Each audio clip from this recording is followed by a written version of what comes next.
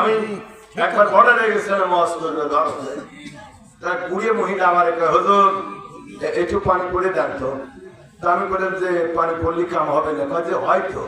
তো পানি পড়ে দেওয়ার পরে বলতেছে হুজুর এই পানি পড়া খাবো তো পুলিশ ঠেকাবে পানি পড়া। আমি বললাম তো পুলিশ ঠেকাবে মানে? হুজুর এই বিপদে পড়ে গেছে, আমি 2 চোখ বন্ধ করে ঘুমাইলেই খালি পুলিশ দেখি,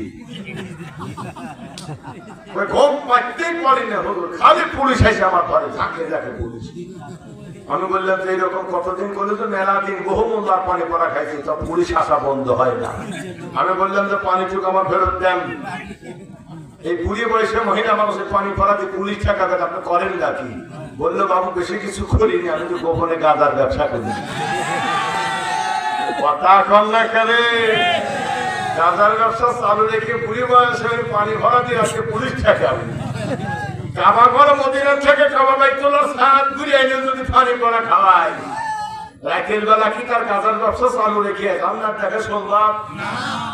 কথা কর না কে?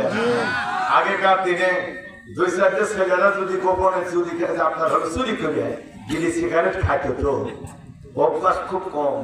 তো ময়মুরুব্বী রাস্তা দিয়ে হাজিরা রাস্তা দিয়ে গেলে দৌড় মারতো না, কে দেখলো আর না দেখলো একটা বিপদ, বাবা মার কিছু বলে দিলে খাওয়া বন্ধ, তারপরে মায়ের তো আছে। এইরকম আগেকার একটা মানুষের একটা সভ্য সমাজের দাম ছিল, বর্তমানে এগুলা নাই। হাজি সাহেবরা রাস্তা দিয়ে যায়, সিগারেট একটা দাঁড়াই দিছে, একেবারে মনে করেন ধরাই নাই, এইরকম করে রয়েছে, আগুন লাগাইতেছে। হাসি মনে করছে আমি নতুন হাজি হজ ফিরাইছি, আমার সম্মানে মনে হয় আগুনটা ধরাইতেছে না, আগুন মনে হয় পরে ধরাবে। কিন্তু হাজি সাহেব বলতেছে ছেলে যখন লোড দেয় না, লোড দিতেছে না, তাহলে আমি একটু পাশ দিয়ে আপনি ঘুরে যাই। হাজি যখন ঘুরে যাবে চাইছে, ওই ছেলে বলতে চাচা আপনার জন্য দাঁড়াইছি। বলে কি আপনার চাচা ম্যাচ আছে নাকি? কথা কন না, কোন জায়গায় ম্যাচ চাইছে?